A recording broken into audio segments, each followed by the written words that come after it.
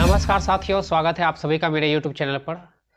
तो पिछले वीडियो में हम बताए थे कि सविनय अवज्ञा आंदोलन के क्या कारण थे, उससे संबंधित क्वेश्चन आंसर के बारे में हम बताए थे।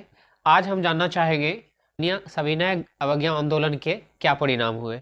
तो ये जो परिणाम हुए थे तो ये निम्नलिखित बिंदु के द्वारा दर्शाया गया है। जैसे ब्रिटिश सरकार की नींव हिली, तो ये द्वितीय जन आंदोलन था। तो पहले जन आंदोलन में जो भी हुआ था असहयोग आंदोलन में, तो असहयोग आंदोलन से ज्यादा ये सविनय अवज्ञा आंदोलन में लोग भाग लिए थे। महिलाएं, पुरुष, मजदूर, किसान, सारे लोग इसमें शामिल हुए थे। इस भयावहता को देखते हुए ब्रिटिश सरकार तो घबरा गई थी और उसकी नींव तक हिल गई थी। तो लोगों में क्या हुआ, आत्मविश्वास बढ़ने लगा कि हम लक्ष्य प्राप्त कर सकते हैं। और इससे क्या हुआ, लोगों का कॉन्फिडेंस तो बढ़ा, आम जनता को कॉन्फिडेंस तो बढ़ा, साथ ही साथ उसकी नींव हिलते देख जो है ना, एक होता है कि आत्मविश्वास जो होता है बढ़ गया और वो अपना विश्वास खोता नजर आया ब्रिटिश सरकार। दूसरा क्या हुआ, गांधी इरविन समझौता। सविनय अवज्ञा आंदोलन के कारण जो ये परिणाम हुआ, सविनय अवज्ञा आंदोलन का जो परिणाम निकला कि गांधी इरविन समझौता हुआ। गांधी इरविन समझौता, आज तक कोई ऐसा ब्रिटिश सरकारी अधिकारी कोई नहीं था जो कि भारतीय नेताओं से सीधी तरह से बात करे, लेकिन ऐसा पहली बार हुआ इस आंदोलन के बाद। ऐसा पहली बार हुआ कि जो कि वो मजबूर हो गया समझौता करने के लिए भारतीय नेताओं के साथ। जबकि असहयोग आंदोलन हुआ था, लेकिन आज तक कोई भारतीय नेताओं से कोई ब्रिटिश अधिकारी बात नहीं किए थे। तो पहली बार इसको झुकना पड़ गया और गांधी इरविन समझौता 5 मार्च 1931 को हुई थी। उसके बाद क्या हुआ, नमक कानून विरोध का प्रतीक बन गया। देखिए, नमक कानून जो उसने अंग्रेजों का बनाया, तो ऐसी परिस्थिति में उसको नमक का जो विरोध किया गया, नमक टैक्स का जो विरोध किया गया, तो दुनिया का ध्यान इस अपनी स्वतंत्रता की ओर खींचने में कामयाब रहा सविनय अवज्ञा आंदोलन। और उसके बाद नमक जो कानून बनाया, तो किस तरह से ब्रिटिश सरकार के नैतिकता का धज्जी उड़ाया गया, ये पूरी दुनिया इस चीज को देखती रही और यह दूसरे के लिए भी प्रेरणादायक बना। नेक्स्ट है कांग्रेस।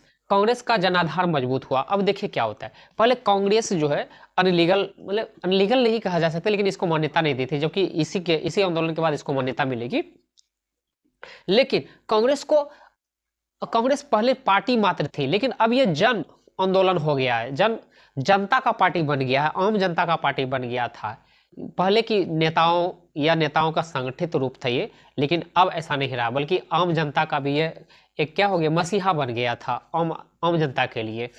तो ये कांग्रेस का जनाधार यानी जो मजबूत हुआ, यही कारण है कि आजादी के बहुत सालों तक ये कांग्रेस पार्टी का ही नेता देश प्रशासन किए, प्रधानमंत्री रहे। सरकारी दमन बढ़ा। देखिए अब क्या हुआ, ब्रिटिश सरकार जैसे देखा कि सविनय अवज्ञा आंदोलन में लोग बढ़ चढ़ करके हिस्सा ले रहे हैं, तो ऐसी परिस्थिति में ब्रिटिश सरकार जो घबरा गई, तो ऐसी परिस्थिति में प्रेस पर रोक लगा दिया। राजनीतिक जितने भी राजनेताओं थे उसको गिरफ्तार वगैरह करने लगे। तो ऐसी परिस्थिति में उसका दमनकारी नीतियां बढ़ गई। इससे ब्रिटिश सरकार की जो नीति थी या दमनकारी नीति थी, वह खुल करके सामने आया। अच्छा, साथ ही साथ गांधी इरविन समझौता होने के बाद क्या हुआ, राजनीतिक जो कैदी थे उसको भी रिहा किया गया। नेक्स्ट है पूर्ण स्वराज की मांग। पहले था कि सुधारो, पहले जितना अभी मांग कर रहे थे, सुधार कीजिए, इस नियम में सुधार कीजिए हे ब्रिटिश सरकार, या ऐसा नियम खराब है, मेरे लिए ठीक नहीं है, इसको सुधार कीजिए। लेकिन अब क्या हुआ, पूर्ण स्वराज की मांग मजबूत हुई। अब समझौता नहीं, कोई उसमें सुधार नहीं, बल्कि पूरी आजादी ही चाहिए। तो ये था सविनय अवज्ञा आंदोलन के परिणाम। और से छोटे छोटे बहुत सारे परिणाम हुए, जिससे लोगों में आत्मविश्वास बढ़ा, राष्ट्रवादी ताकतें बढ़ी, लोग राष्ट्रवादी बनने लगे, लोग एक दूसरे में जुड़ाव हो गया, तो राष्ट्रवादी भावना उसमें पनपने लगे, तो धीरे धीरे आंदोलन तेज हो जाएगा ये। तो हमें उम्मीद है कि आपको बहुत अच्छा से बता सके हैं। आगे इसके बाद जो है ना, इस बीच में क्या हुआ, महात्मा गांधी उन्हें